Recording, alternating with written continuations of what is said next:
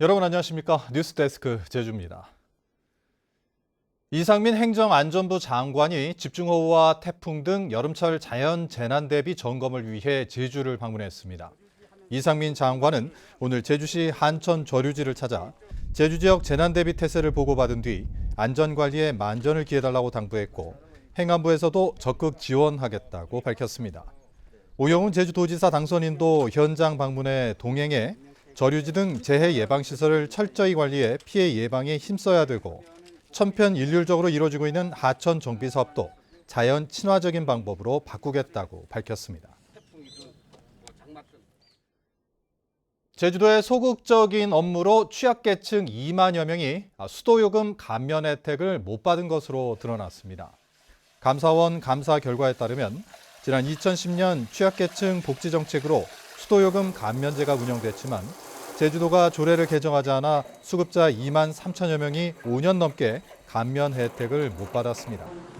감사원은 또 서귀포시가 공유지 무단 점유 사실을 파악하지 못했고 제주시는 각종 정비 사업에 부과해야 할 2억 5천만 원의 생태계 보존 협력금을 부과하지 않았다며 시정을 요구했습니다.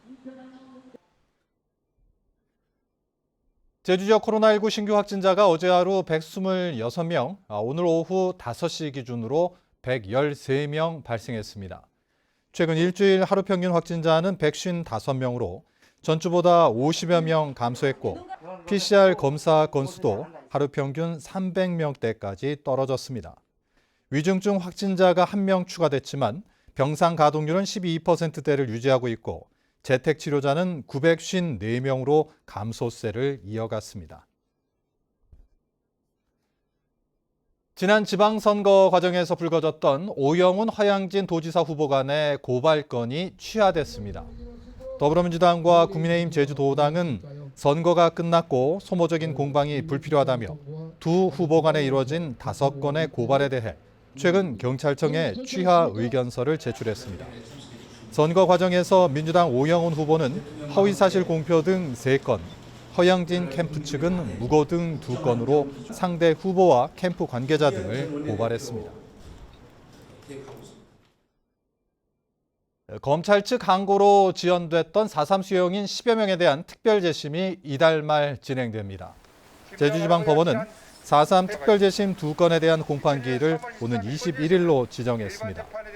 특별재심 수용인들은 지난해 11월과 12월 재심을 청구했지만 검찰이 재심 개시 결정에 문제가 있다며 항고에 논란이 됐고 광주 고법은 지난달 27일 검찰의 항고를 기각했습니다. 제주 지역 주거시설 경매 낙찰률이 전국 최고를 기록했습니다. 법원 경매 전문기업인 지지옥션에 따르면 지난달 제주에서 진행된 주거시설 경매는 모두 96건으로 이 가운데 55건이 낙찰돼 전국에서 가장 높은 57.9%의 낙찰률을 기록했습니다. 반면 업무와 상업시설 낙찰률은 22.2%에 그쳐 세종시 다음으로 낮았습니다. 제주 근로자의 연간 급여가 전국 최하위로 나타났습니다.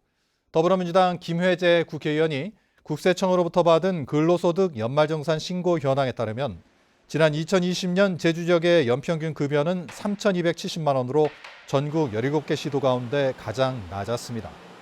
세종이 4,520만 원으로 가장 높았고 서울과 울산이 뒤를 이었으며 전국 평균은 3,830만 원으로 제주보다 500만 원 이상 높았습니다. 제주도 내 해수욕장이 다음 달 1일 개장합니다.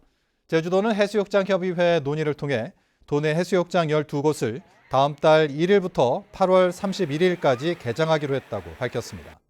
다만 코로나19가 종식되지 않고 감염이 지속되는 등의 상황을 감안해 조기 또는 야간 개장은 하지 않기로 결정했습니다. 제주시가 올여름 폭염에 대비해 버스 정류장 9곳에 에어커튼 20개를 추가 설치하기로 했습니다. 뉴스데스크 제주를 마칩니다. 시청해주신 여러분 고맙습니다.